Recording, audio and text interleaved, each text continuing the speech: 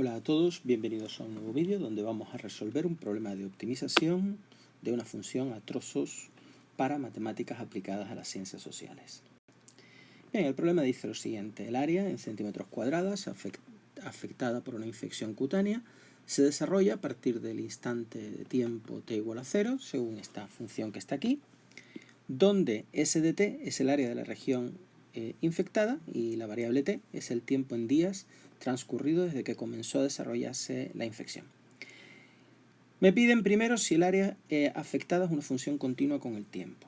Para eso vamos, es la función s de t y t, esta variable, es el tiempo en días transcurrido desde que comenzó a desarrollarse la infección. Es importante que en todo problema detectéis qué es la función, qué significa la función, en este caso el área, y qué significa la variable independiente, en este caso el tiempo en días desde que comenzó a desarrollarse la infección.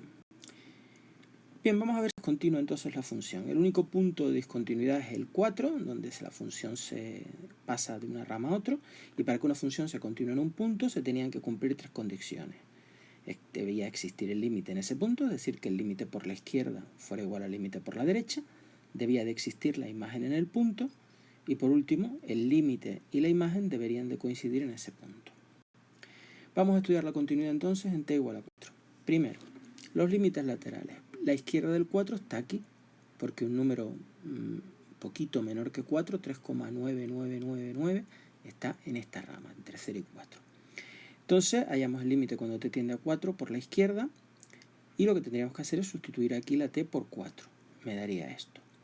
Y ahora por la derecha, un número a la derecha de 4 está en esta rama, porque es un poquito mayor que 4, 4,000001. Pues bueno, hacemos el límite aquí, y ahora sustituimos la t por 4. Este sería el límite cuando x tiende a t por la derecha, no por la izquierda, por la derecha. Me da lo mismo, por lo tanto existe el límite cuando t tiende a 4. Bien, ahora vamos a ver si existe la imagen de la función en t igual a 4. Para eso me tengo que ir a esta función y ver dónde está el igual. Y el igual está aquí. Pues sustituyo ahí por 4 y me da lo mismo. Y por último, comprobar que efectivamente el límite cuando t tiende a 4 de s de t coincide con la imagen del 4. Por lo tanto, se cumplen las tres condiciones, podemos decir que la función es continua en t igual a 4. Y será continua también en el intervalo donde está definida, que es el intervalo de 0 a 10. Ahora me preguntan estudiar cuándo aumenta y cuándo disminuye el área descrita. Es decir, para ver cuándo aumenta y cuándo disminuye una función, tenemos que estudiar los intervalos de monotonía, es decir, de crecimiento y de decrecimiento de función. Para ello derivamos. La derivada de 10 es 0 y esto es un cociente. La derivada de un cociente es la derivada del primero, del numerador, 1, por el segundo sin derivar, menos la derivada del segundo, que es 2t, por el primero sin derivar, partido por el denominador al cuadrado.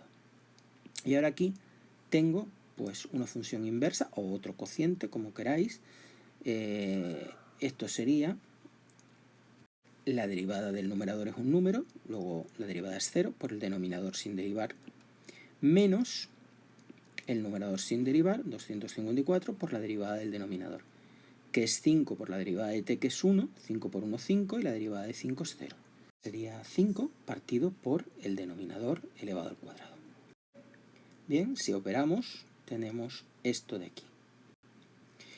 Bien, ya tenemos nuestra función operada y tenemos la derivada.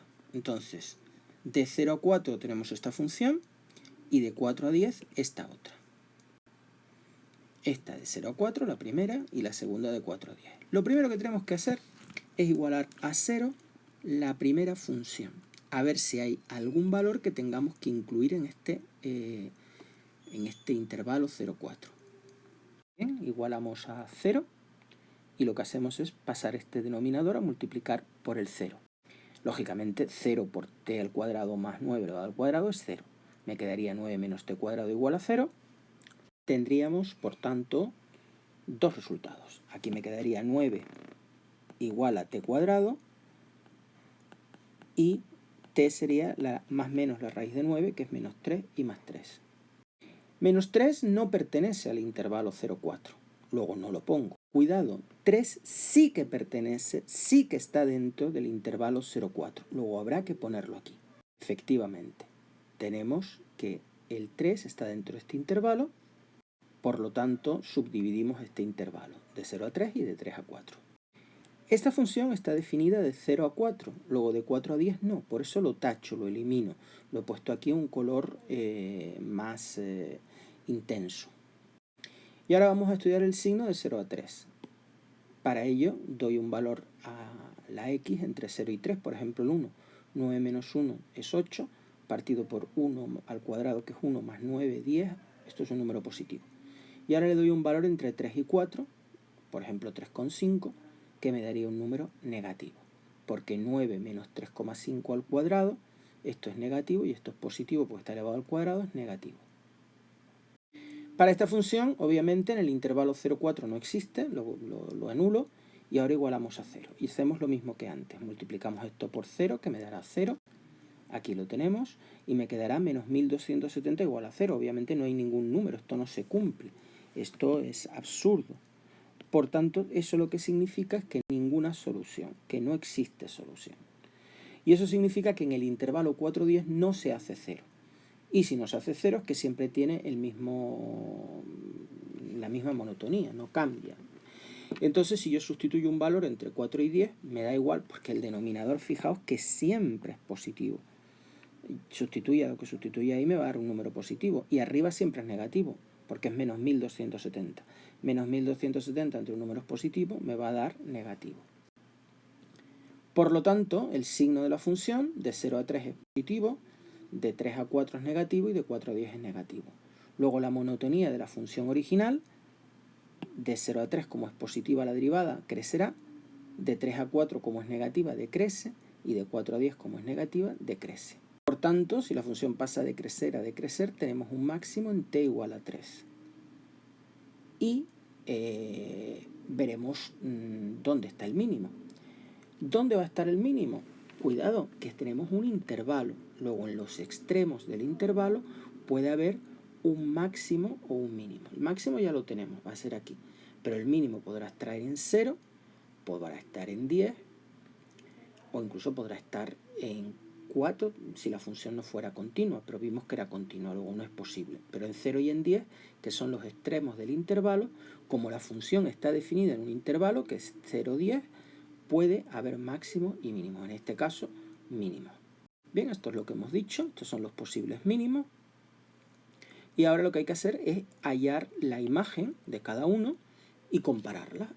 El que tenga menor imagen será el mínimo dentro de ese intervalo y el máximo será t igual a 3. Hacemos s de 0, sustituimos en la función original, la t por 0, 10 más 0 partido por algo es 0, 10 más 0 es 10. Ahora el 4 lo sustituimos aquí también, 10 partido por este valor no puede ser mínimo, ya lo dijimos antes. ¿Por qué no puede ser mínimo? Pues no puede ser mínimo porque la función es continua, ¿verdad? Si sigue decreciendo, pues no puede ser mínimo. Pero podríamos sustituir y verlo. Para t igual a 10, pues habría que sustituir, pero ahora no aquí porque aquí no está el 10. Tendría que sustituir aquí. Sería 254 entre 5 por 10, que es 50 más 5. Sería 254, 55 avos. Bien, vamos a ver entonces. Por tanto, tenemos que el mínimo va a estar en t igual a 10 porque esta imagen es más pequeña que 10. Luego ya tengo el mínimo absoluto, que es 10, 254, 55. ¿En qué día se produce la máxima y la mínima área afectada? Pues la máxima en t igual a 3 y la mínima en t igual a 10. Por tanto, nos quedamos con el mínimo en t igual a 10 en el décimo día y el máximo en t igual a 3. Bien, ya tenemos el mínimo y el máximo absoluto en el intervalo y ahora vamos a la siguiente pregunta. Determinar la máxima y la mínima área afectada. Y la área es la función, ¿verdad? Es s de t. Luego yo tengo que sustituir el mínimo absoluto, el 10, donde está definido la función, para hallar la imagen, 254 entre 5 por 10 más 5, entre 55. Esta es la mínima área afectada, 254 entre 55 centímetros cuadrados. Y el máxima área, pues, será sustituir el 3, que está definido en esta rama, aquí, donde la pone t. 10 más 3 partido por 3 al cuadrado, que es 9, más 9, que es 18. Luego sería 183/18 centímetros cuadrados. Si lo calculamos, 4,62 centímetros cuadrados sería el mínimo área afectado y 10,17 centímetros cuadrados el máximo área afectada. Muchas gracias por vuestra atención y hasta una futura ocasión.